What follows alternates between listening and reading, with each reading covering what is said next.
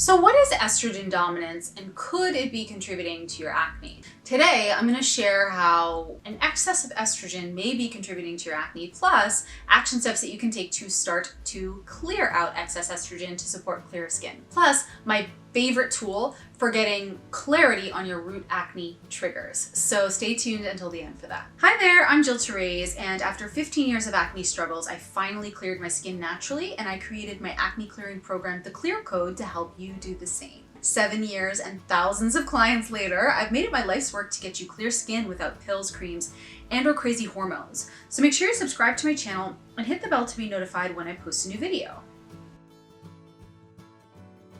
To talk about estrogen dominance, we have to talk about estrogen first as it relates to your skin and your acne. Estrogen, generally speaking, is a really good compound in your body. It does so much for women in particular to support overall health. It gives women breasts, hips, our periods. It supports the production of serotonin, and ergo, it's a natural antidepressant. It slows down bone loss. It increases fat and directs deposition of fat to breasts and the hips, which is often where a little estrogen dominance physically shows up. It's described as a proliferative hormone, which means it encourages growth. Estrogen also optimizes insulin activity, supports healthy fat levels in your body, increases salt and fluid in retention, among many other things. And when it's in balance, it acts as a perfect balance to progesterone when all other systems are balanced. So with a condition like estrogen dominance, it's important to know that that doesn't necessarily mean there's like tons of estrogen, as much as there is an excess of estrogen in relation to its counterpart progesterone throughout your cycle. So your estrogen levels kind of go whoosh, and then they fall throughout your cycle. And then your progesterone is counteracting that. And so the issue becomes when you have too much estrogen in relation to progesterone. Now, I want to ask you a few questions, and I want you to type yes below if you can say yes to 3 or more of these questions, okay? So number 1, do you have breast tenderness before your period? Mood swings, depression, weepiness pre-period, water retention, weight gain, bloating, a kind of like puffy faced look, PMS in general that's kind of significant, headaches in general, or crazy cravings like food cravings, chocolate cravings, sugar cravings. If you said yes to 3 or more of those, you may be dealing, plus you have acne issues, you may be dealing with some excess estrogen or estrogen dominance. Be aware as we go through this topic that estrogen is awesome.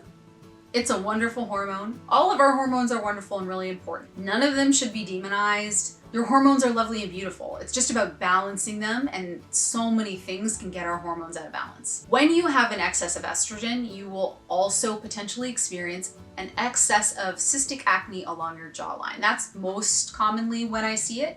I'll have clients come to me and they'll say that they're having a lot of hormonal breakouts along their jaw and around their chin and their mouth, mid-cycle or pre-period. And then combined with a bunch of other symptoms that I just shared, we can kind of tell that they're dealing with some estrogen dominance issues. Here are a few of the common causes of estrogen dominance. Number 1, you have glandular dysfunction, impaired liver function, which means you have a slowed clearance of estrogen.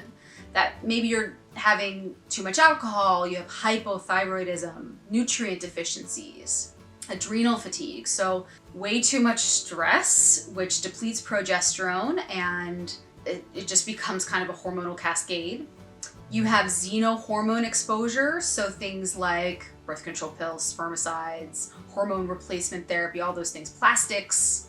You have used the hormonal birth control pill. I might have already said that. That might be a repeat. You may have a poor diet, high in carbohydrates, low in fat. You may eat too many things like soy, flaxseed, so you're excessively consuming foods containing phytoestrogens. You're having too many trans fats, so margarine, foods, etc. You have nutritional deficiencies from magnesium, zinc, copper, B complex. You have a luteal insufficiency, so you have an insufficient ovarian progesterone production. You are having an ovulatory cycle, so you're getting your period but no ovulation is happening, and/or you're dealing with some obesity or excess weight that's contributing negatively. So now that we know what estrogen dominance can do, how it's caused, and how it impacts your acne, what can you do? Our first action step is to eat cruciferous veggies. This is my favorite action step. I talk about it all the time. But basically, adding in hormonal supporting plants like cruciferous vegetables, broccoli, Brussels sprouts, cabbage, cauliflower, have really been shown to support healthy estrogen metabolism. What this means, quite plainly, is that these foods support estrogen leaving your body, which is good. Step number 2 to support healthy levels of estrogen in your body is to explore taking the supplement magnesium. I would explore taking between 300 milligrams and 600 milligrams of magnesium if you're constipated. So, magnesium citrate if you're constipated, citrate, or magnesium bisglycinate otherwise. Magnesium is one of my favorite supplements actually because it's a natural muscle relaxant and it helps you relax at night. I take about 300 milligrams every night before bed and it makes me sleep so good. Step number 3 is to drink spearmint tea. Spearmint tea has been shown to support healthy kind of detoxification and also healthy support of your androgen levels, which can sometimes negatively contribute to hormonal breakouts. So grabbing spearmint tea daily can be really helpful. Step number 4 is to begin a low glycemic diet. Notice I said low glycemic and I did not say never eat a cookie again, but higher levels of blood sugar can negatively impact your hormones on the whole and negatively impact estrogen levels. So you want to begin and continue and experience a low glycemic diet. Step number 5, and this is only done with your doctor, because I am not a doctor or dermatologist, but is to explore coming off the hormonal birth control pill. If this is something that you've taken for a long time and you suspect you have estrogen dominance and you're just not wanting to be on the pill anymore, talk to your doctor. You do not have to be on the pill. If you want to be on the pill, that's cool. If you want to get off, that's cool too. So often, it's just like thrown at us as women. It's a band-aid for so many deeper issues, which I don't like. I fully support you using it for whatever reasons you want to use it for, but if you don't want to use it, someone just threw it at you as a band-aid and you're like, I really want to get off this, talk to your doctor. You can get off of it. Step number 6 is to begin taking a quality multivitamin. So, as we just talked about in step number 5, you may be dealing with nutrient deficiencies from the hormonal birth control pill. And those can really negatively impact you on the whole, and it impacts all of your hormonal levels too.